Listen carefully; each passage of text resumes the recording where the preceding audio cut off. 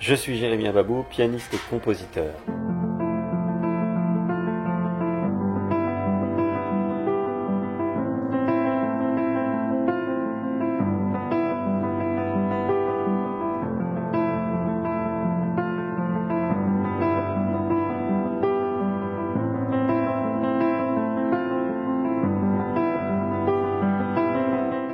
Alors, je fais de la musique depuis plus de 10 ans. En fait, j'ai fait du piano quand j'avais 8 ans, de 8 à 10 ans, un peu comme n'importe qui, 1 heure par semaine, la musique classique. J'aimais pas trop ça, j'ai arrêté. Et j'ai repris à 16-17 ans, presque à zéro. Et là, j'ai 33 ans, donc ça fait un petit moment quand même là que je fais de la musique. Et pourquoi j'ai choisi un album instrumental? D'abord, c'est mon 3e album. Et comme je viens de la musique classique et du jazz, effectivement, je suis beaucoup plus sur de la musique instrumentale que de la musique vocale. Alors, écoute, moi, j'aime beaucoup ton interprétation et en fait, ce qui me plaît dans ma musique justement, c'est qu'elle est complètement ouverte à l'interprétation et j'aime beaucoup ce que tu disais aussi au début de ta question, c'est que en fait, effectivement, des titres, qu'on donne un titre à une musique instrumentale, bah, souvent ça oblige l'auditeur à prendre un certain sens, à faire un certain chemin et j'aime pas trop ça d'ailleurs. Mais comme malheureusement on est obligé de mettre des titres sur les morceaux, on fait plus comme au XVIIIe siècle où on appelait un tel morceau opus 24, etc. Et ben je trouve des titres souvent qui sont en corrélation avec ce qui m'inspire sur le moment, avec la musique que je sors de mon cœur et de ma tête. Et effectivement, ça peut parfois orienter les gens. Et là, toi, tu as fait un chemin, je vois, qui est assez intéressant, mais pour être honnête, c'est pas forcément le chemin que je cherche à te faire quand je fais cet album. En réalité, je compose quasiment au quotidien, en fait. Dès que j'ai une mélodie qui me vient à l'esprit, j'essaie de la sortir, de la travailler, de voir ce qu'elle raconte.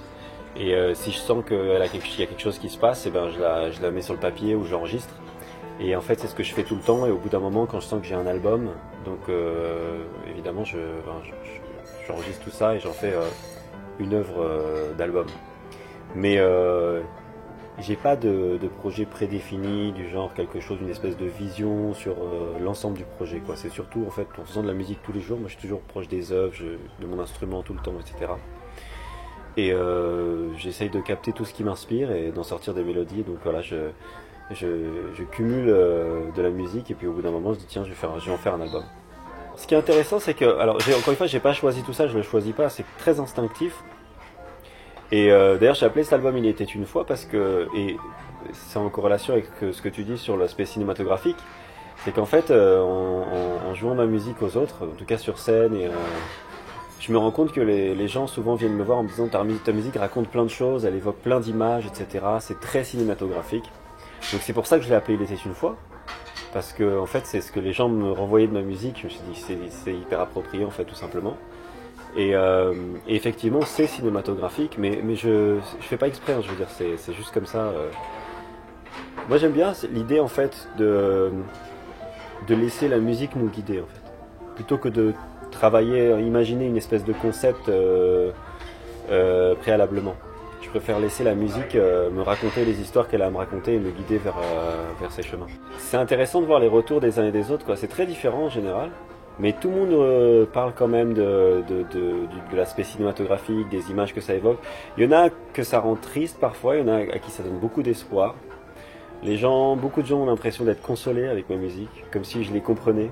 Enfin, je trouve ça hyper beau, quoi. C'est hyper mystique, l'expérience avec la musique, c'est un truc assez incroyable. Ce que j'aime dans la musique, en réalité, c'est qu'il n'y a pas de vérité. On peut pas dire quelque chose de figé sur la musique. Et aujourd'hui, on a l'impression que, enfin aujourd'hui, j'étais pas là hier, hein, mais j'ai l'impression que tout le monde veut avoir des idées, tout le monde connaît certaines vérités, on veut chaque fois les imposer les uns aux autres. Et ça me saoule vraiment. Et je me rends compte que la musique est un lieu où on peut toujours pas saisir de vérité, quoi. Et c'est ça qui est très beau, c'est que c'est ça qui est universel aussi, c'est-à-dire qu'en fait chacun a sa vérité dans la musique et on l'accepte. Et je trouve ça vraiment très intéressant et je me rends compte avec cet album que vraiment ça accentue ce que je pensais sur cet aspect, cette notion de vérité dans la musique.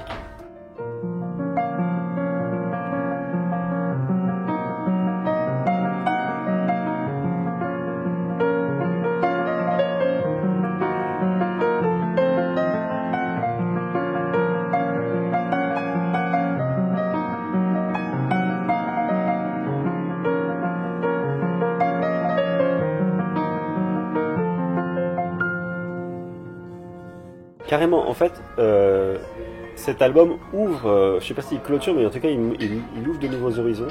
Parce que les deux premiers albums que j'ai enregistrés sont des albums de jazz essentiellement, parce que j'ai une formation plus jazz, j'aime beaucoup cette musique, je l'ai étudiée pendant des années.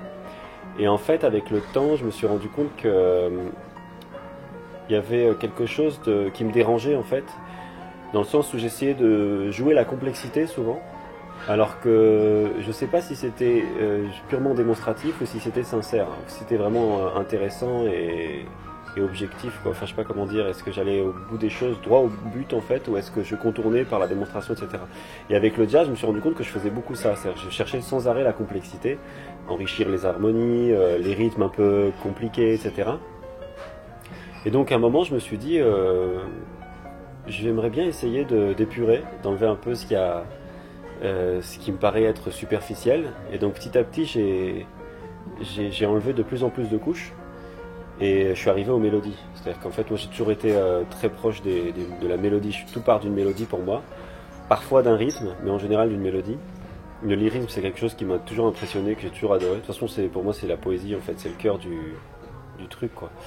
Et donc j'ai enlevé les harmonies. J'ai déchargé, en fait. J'ai vraiment essayé d'épurer tout ça.